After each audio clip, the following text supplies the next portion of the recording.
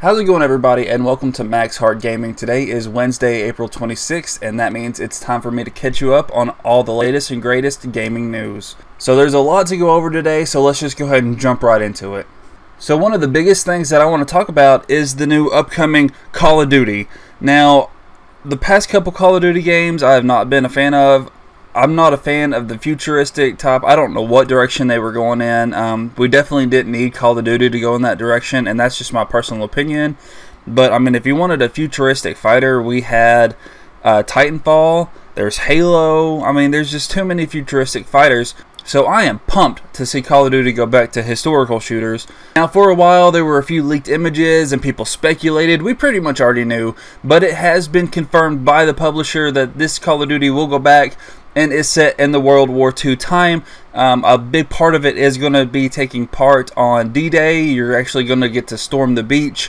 So I just watched the Call of Duty World War II reveal trailer, and it looked amazing. I was already hyped that Call of Duty was going back to its roots. As I previously stated, I wasn't really into all the futuristic stuff, so I was already hyped about that. Not only does it just look like a beautiful game, but it looks like they put so much detail into the story itself. They stated in the interviews after the trailer that they wanted to make a story that you could feel a connection to your brothers in arms. Not only that, but it looks as authentic as possible. It looks like they put a lot of money and love and effort into making this game, and it just looks amazing. So when the reveal started, it did show the trailer, and that was amazing itself. After that, they confirmed that there is the November launch for this year, which isn't really surprising. Call of Duty usually always comes out in November. There are leaks on Reddit saying that it will be November 3rd, but that was not confirmed. There is going to be a private beta later this year. There was not a date given on that. I'm assuming that you get invitations to the beta by, of course, pre-ordering. I'm assuming through GameStop, maybe even Best Buy, Amazon. I'm not sure. I like to get my PlayStation games digitally, so I'm hoping that pre-ordering this game through the PlayStation Store will also give me access to the beta. Unfortunately, there's just not a lot of information on how you get that yet. They also gave the behind-the-scenes production of the game, which if you didn't see it, that's why I said it looks like they put a lot of love and effort into this game. They realized that for Call of Duty fans, it was time to take Call of Duty back to the roots of which it was built on, and that's fantastic to me. I think that they're finally listening to the fans. Yeah, there are those fans of the futuristic shooters and the futuristic style games, but a lot of people, including myself, who were around when Call of Duty was first starting to release, were really big fans of the authentic historical shooters, and I think it's really smart for them to go take that step back and go back to their roots. So the two biggest things we learned in the game so far is that you join the company Bloody First, and that your character is from Texas. Now, I know that story-wise this isn't, you know, a huge reveal or anything, but I think it's important that little details like that are took into consideration when making the storyline for the games, because now you have a little bit of backstory on your character, even though, you know, you'll never see his face and it's just a Call of Duty story. That just shows that they're taking that much more time and effort into creating an actual good storyline. I will probably actually pre-order this one, and to those of you who like to pre-order games at GameStop, they're actually giving away a baseball cap with the Call of Duty World War II logo on it. Now, I'm assuming that you actually have to pre-order the game, and then when you pick up your copy of the game later this year, that's when you'll get the baseball cap. I highly doubt they'll just give you a baseball cap for throwing $5 down on it. That doesn't seem very smart, because if you were just interested in the cap, then you could, of course, cancel your pre-order.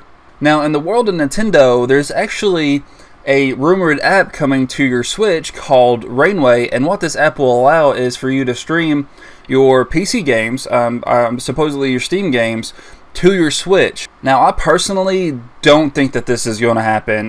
The people that are creating the Rainway app are saying that they're going to try their best to get it to the Switch, but I don't think they've actually talked to Nintendo yet. Nintendo hasn't stepped forward and said that they're going to allow this app to come to the Switch. Now, the reason I say I don't think it's going to happen is because, I mean, let's just take a second to think about it. We're going to use Call of Duty World War II as an example, the upcoming Call of Duty game. Say it does actually release on the Switch, it also releases on PC, PS4, and Xbox One.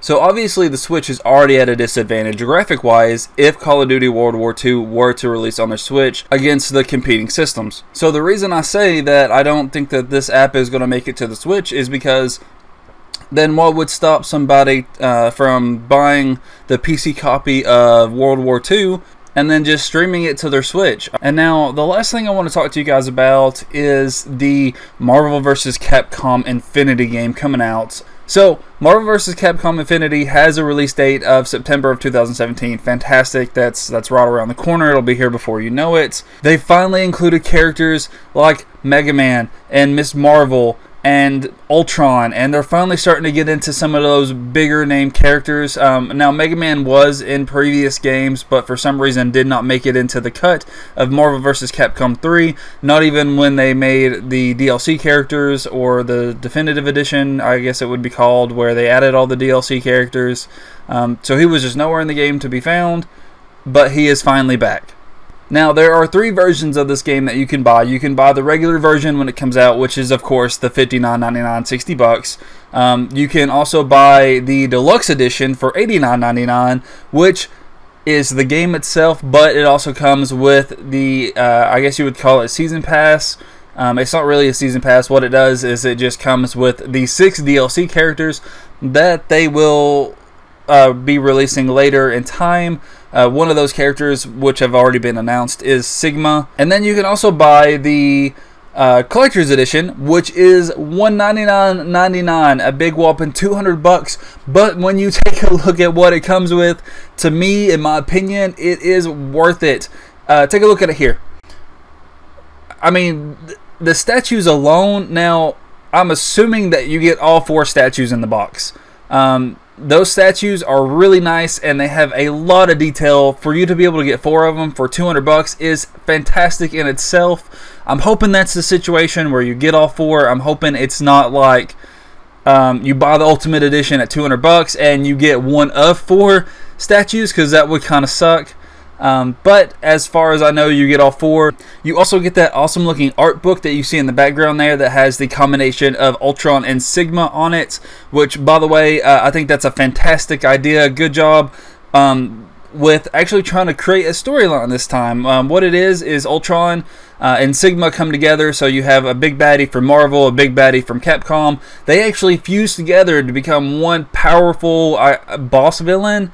And that kind of brings the 2 universes together to try to stop the now Ultron Sigma combination. So I think that's fantastic, instead of just being like, hey, let's throw a bunch of random fighters into an arena, there you go, have fun. So that's awesome. And then the biggest thing to me, and I know it's weird for me to like these even over those statues, because I'm a huge Iron Man fan, but the fact that it comes with all 6 Infinity Stones kind of in that little collector box right there, I think that is beautiful.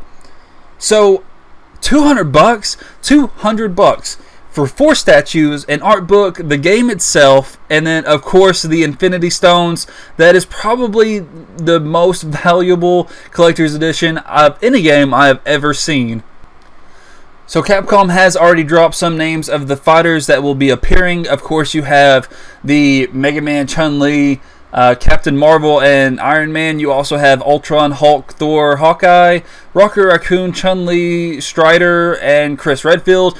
So characters that we saw in Marvel vs. Capcom 3, none of them really new there except for Mega Man and Ms. Marvel, and then of course Ultron. You will get Sigma, but like I said, he is one of the 6 DLC characters, which I also find that kind of weird. Before they even list the full roster of fighters that we will be seeing in the game content itself, they've already announced that there will be 6 DLC characters coming. So I do find that kind of strange that they're trying to get that DLC money before they even tell us the full roster.